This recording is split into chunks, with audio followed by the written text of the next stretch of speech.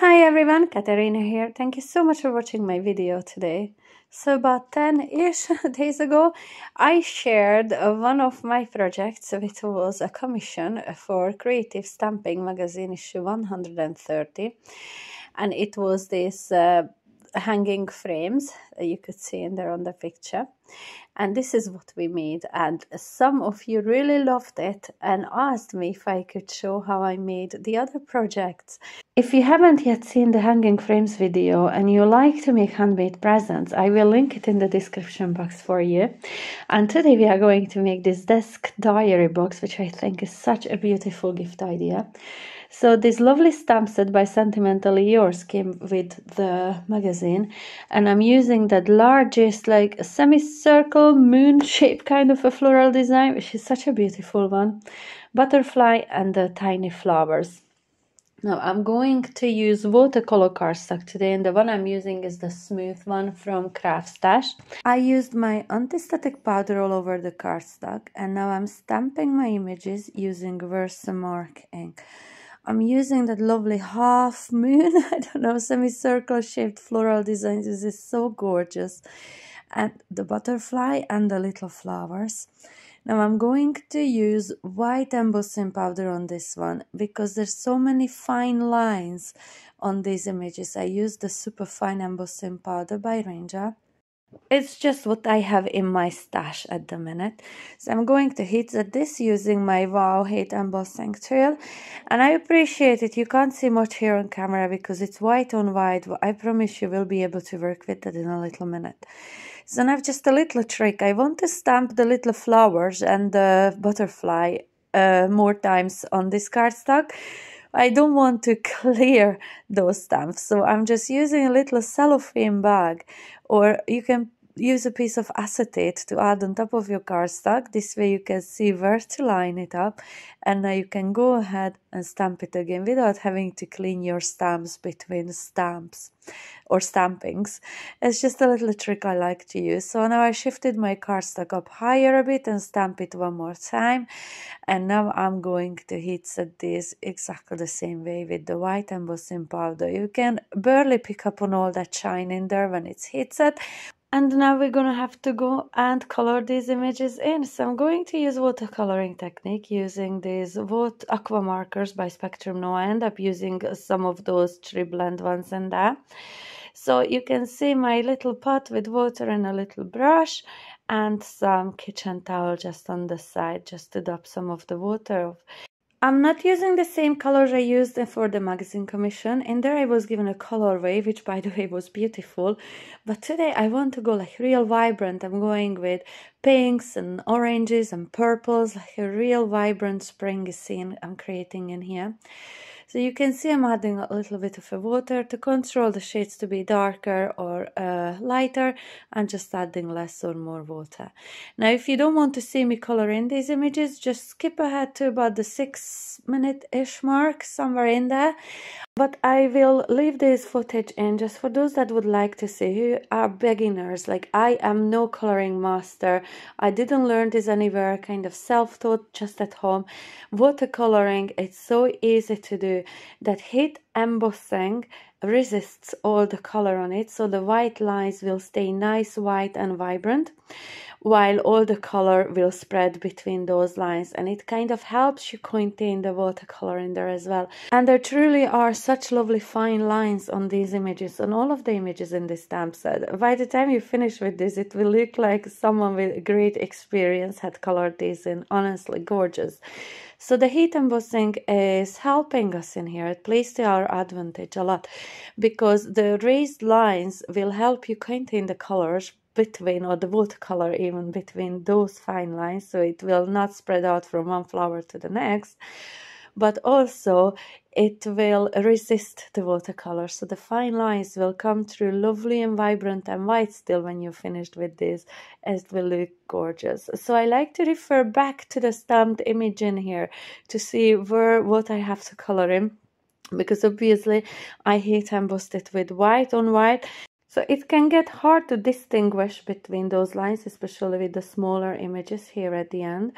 But the lovely image on the acetate sheet in front of our stamp set helps us to figure everything out, and it's just really an easy way to refer back to the original image. Once watercoloring dries back, it will dry back a bit lighter color than what you originally put on. So you can always come back with more shades and they will just wash together so beautifully. If you see some sharp lines, just add some water. Using heavyweight watercolor cardstock really comes in handy in here, because you can go back multiple times adding a little bit more water and it will not destroy your cardstock. I already mentioned a few advantages to watercoloring, especially if you're a beginner and you don't feel too confident with your coloring techniques just yet. But another very big plus side is there's so many different mediums that you can use. You do not need to have these aqua markers. I use them because I really enjoy using them. Another big favorites of mine are the Distress Oxide ink pads, which I used for years before I got my aqua markers. Just the same way, smoosh a little bit of it onto a glass mat or a piece of acetate or a silicone mat, and same way as in here, just keep adding some water and coloring with them.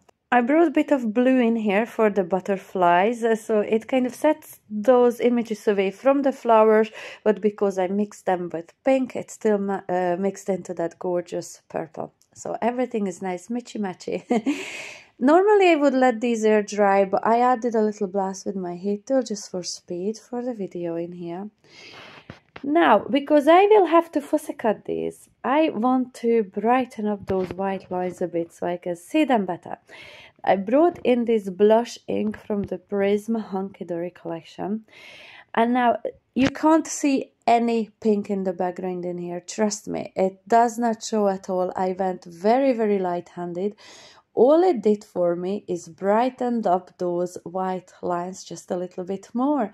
So even if I'm fussy cutting a little bit away from those lines by leaving a little gap between the edge of the cardstock and the stamped image, the white heat embossed raised areas are much brighter than the background now, even though I emphasize again, it does not go pink.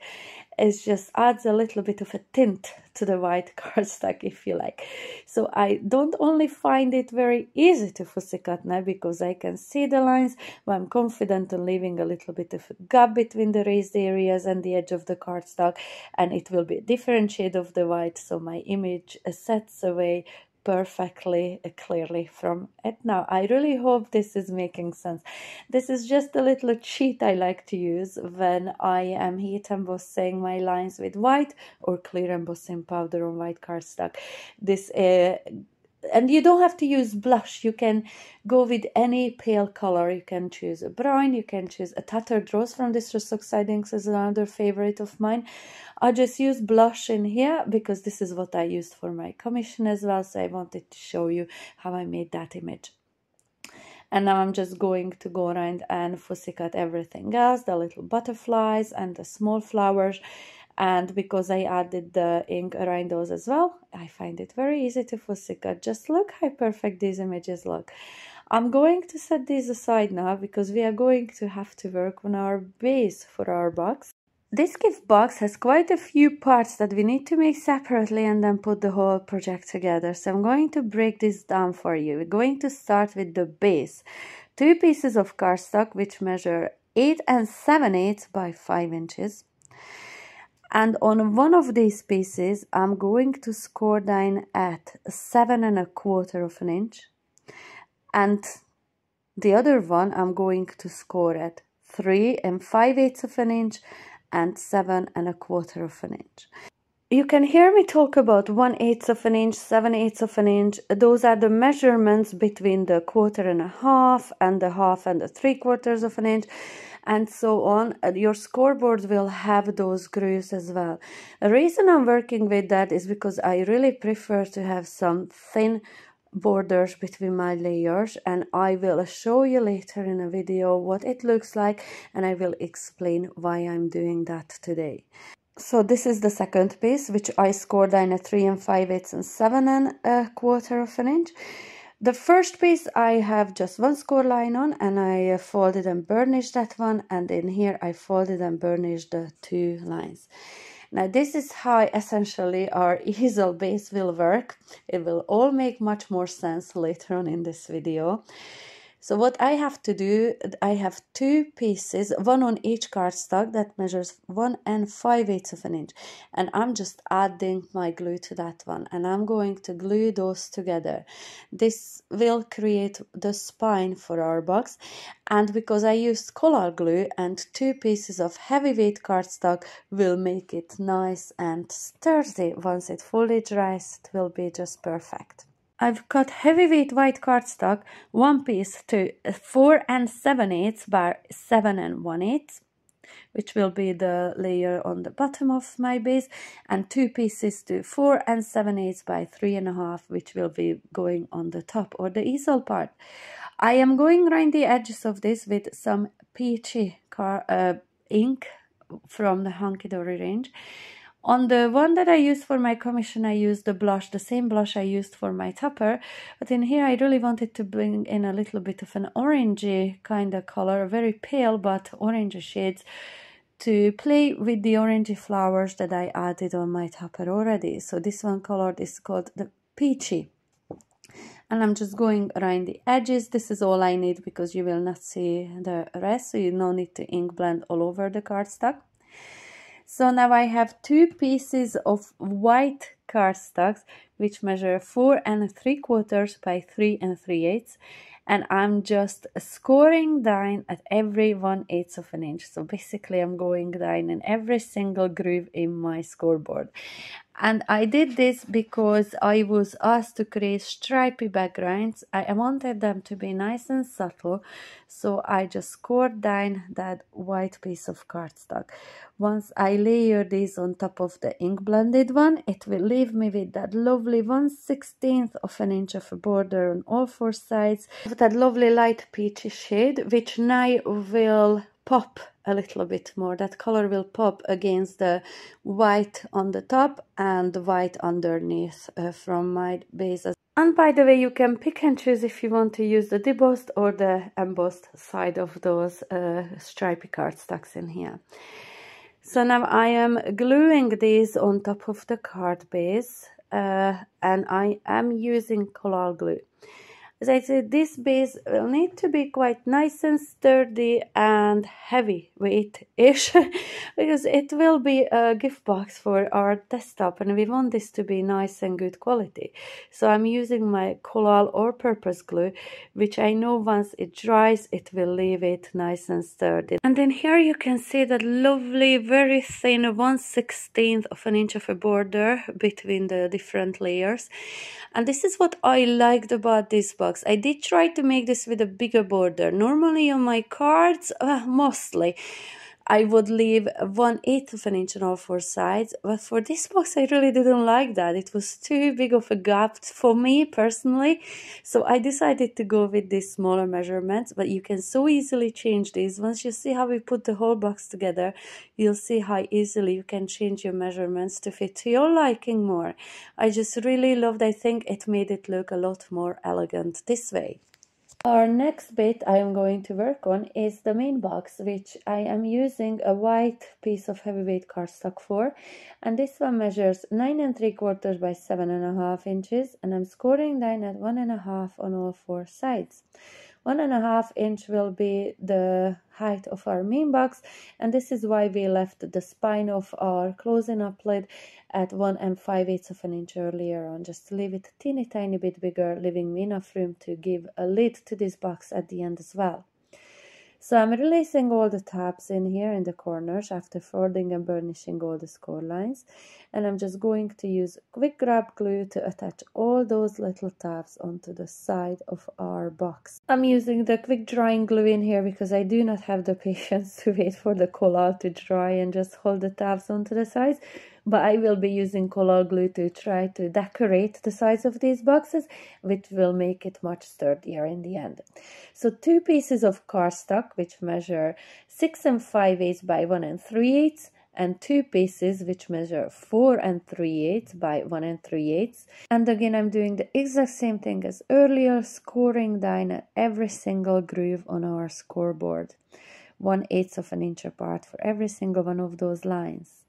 I'm bringing back the same peachy ink pad, and I'm going to add some color to all of these pieces. I'm going very, very light-handed, and it's a very pale color anyway. It will just set away from that white background just a little bit. So I'm using my collal glue in here to attach these pieces. You can see my guillotine here on the right hand side because I had to cut just a little smidge, just the hairline of the end of each of these longer pieces. I didn't feel like there was enough border, so I just wanted to adjust that. And I'm just doing it onto the second piece in here. It was a little hairline, not even 1/16 of an inch, just very thin. I just wanted the border to be equal on both of these ends. So using my collal glue, this will dry nice and sturdy. Once again, I can't say it enough. It's one of my favorite glues to use for projects like this. And this is how the main box will sit inside the lid, closing lid, or the outer box, the outer cover. So I'm using double-sided tape all around the 4 edges in here because I will want to make sure that this will sit nice and tight and it will not move. To reinforce this, however, I'm gonna come in with a collal glue, and this will leave me with a bit of wiggle room as well, so I can move it about to make sure I have equal borders on all 4 sides. The tape will hold it in place until the collal glue dries nice and sturdy. So this is how my easel bit will work, and it's coming together very nicely now.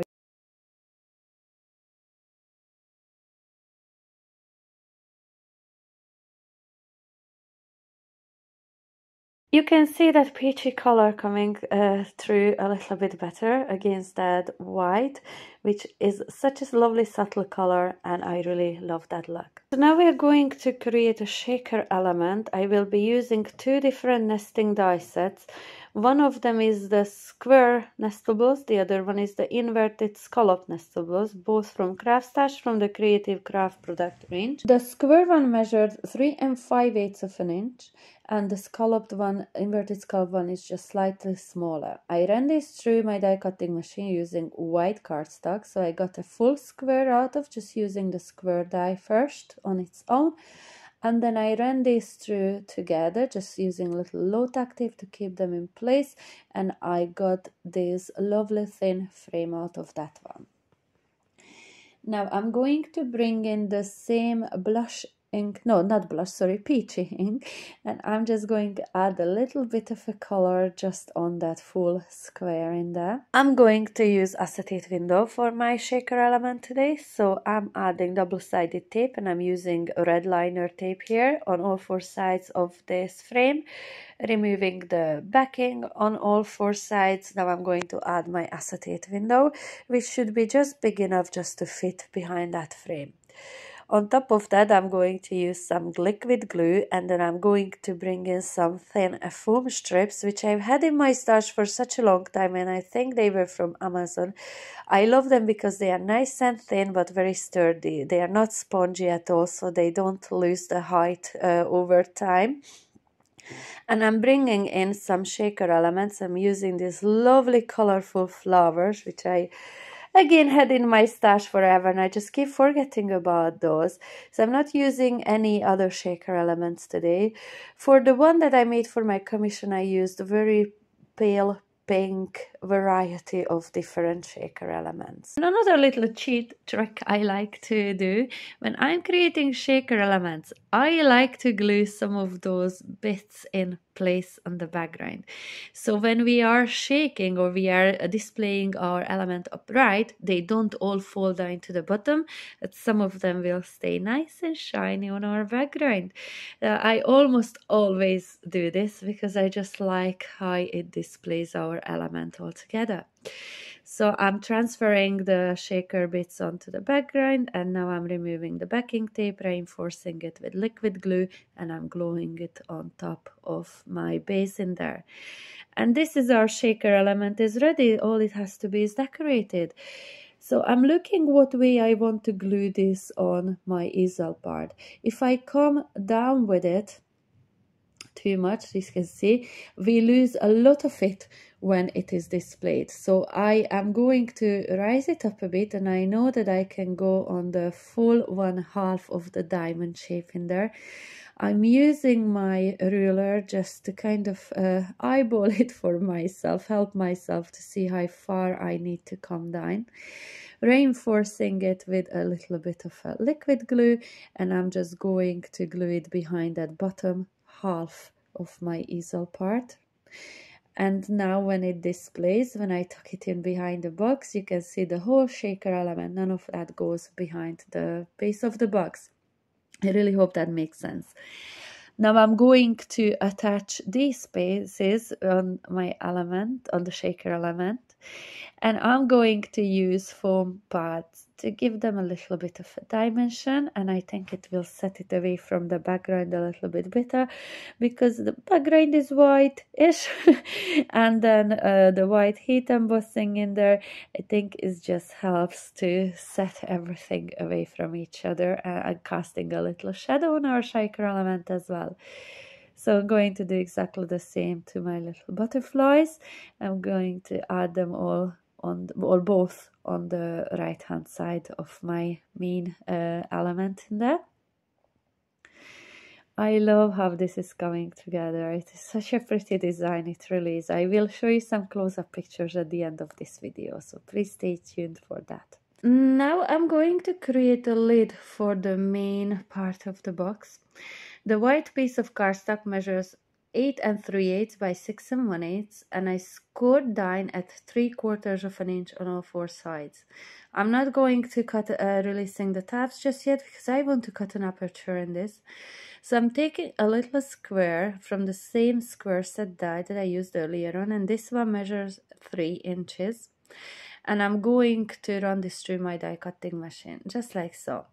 Now I will want to create a frame around this, so I'm going to use a slightly larger square die than what I used to cut this one out with.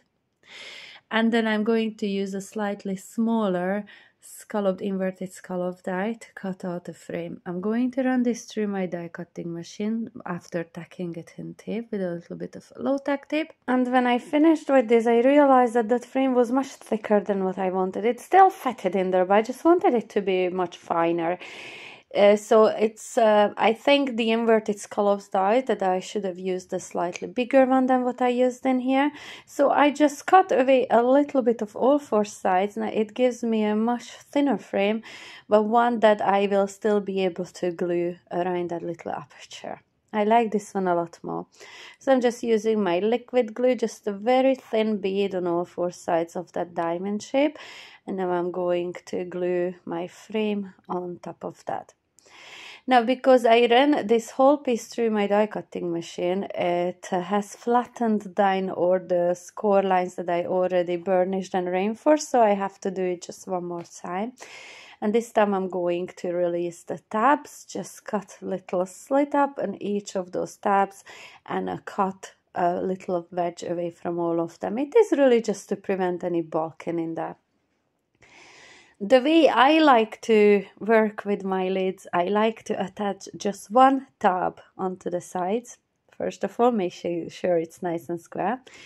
And then I place the whole lid on top of my box, and this is where I will be adding the glue and attaching all the rest of the tabs. This way I can make sure that my lid will fit the box perfectly. It won't be too tight or too loose. It will fit the box that I made underneath just perfectly. And just another little cheat trick for you. It would be very annoying to find once you have everything assembled that the lid is too tight and it won't fit, or is it too loose and it keeps falling off. This way we can ensure we got the right size. Now I just added some of my little flowers just to decorate the lid a bit. And now all we have to do is create our risers for our little diary and a pen. So this piece in here measures 6 5/8 by 4 1/4, and I scored at 3/4 of an inch on both sides of the shorter side. And this one measures 6 5/8 by 1 3/4 and scored at 1/2 inch on both sides of the shorter side. Folded and burnished them, and I'm just going to set them inside. I'm not gluing these in and not doing anything, just very easy. Just push them in beside each other. So the larger piece sits a bit taller, while the smaller piece kind of falls down below the height of the larger piece. And I find that this is such a lovely way to display our little diary and pen set. So this 2024 little diary fits perfectly on that part, and the pen will sit a little bit lower than my diary. So this diary measures just under 3.5 by just under 6.5 inches. So anything in around them sizes would work for this. Both the pen and diary I purchased in Home Bargains. This is it. Our gorgeous gift box is ready. I think it displays so beautifully with the lid closed over or displayed up and up in an easel shape, with the lid on or a lid off of the main gift box. I think it just looks so nicely on our table. Either way, this would make such a lovely gift for Mother's Day coming up, or for any of your friends for any occasions at all. Or I really think this would make the perfect teacher's gifts as well. I really hope you enjoyed today's tutorial. I know it takes quite a bit to put this together, but it's not hard at all. I hope I managed to break down the instructions for you. It's as easy as I possibly could. And there is just one little bit of something missing in here. And just as I brought in the first gift idea, these hanging picture frames from the Creative Stamping magazine to show you, I realized I didn't add my little gemstones, just like in there. So for my original piece, I used pink ones to go with the color theme that I had to work with. Today I'm choosing purpley lilac-y ones from Chloe's Creative Crafts range, and I'm using a large one, 2 medium and 2 of the smallest ones, just going around the curve of that semicircle moon kind of shape. And I think the color works just so very well with my color theme today. So these are the first 2 gift ideas that I created, recreated my makes from Creative Stamping issue 130. If it's still available from Craftstash, I will link it in the description box below. So the hanging frame and the lovely diary box. And please make sure you come back to check out my 3rd gift idea, which will be a lovely chocolate box. So I really hope you enjoyed today's tutorial, and if you did, please do not forget to give me the thumbs up and hit the notification bell to make sure you get notified anytime I upload new videos. Subscribe to my channel if you haven't yet done so, and I hope to see you soon back with another lovely tutorial. Until then, bye!